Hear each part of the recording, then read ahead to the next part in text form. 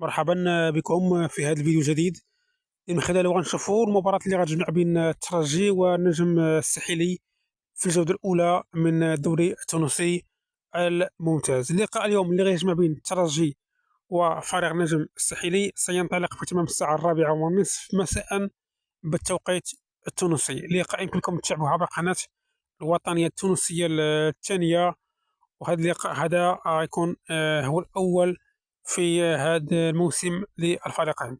فما هي توقعاتكم من هذه المقابلة بين الترجي وفريق النجم الساحلي في الدوري التونسي الممتاز؟ فرجة ممتعة، وأتركنا توقعاتكم حول اللقاء ديال الفريقين. إن شاء الله بانتظار المزيد من المباريات الأخرى القادمة. اليوم لقاء آخر سيواجه من خلاله النادي الأفريقي فريق النجم المتلوي في تمام الساعة 4:30 مساء بالتوقيت التونسي. إلى فيديو قادم.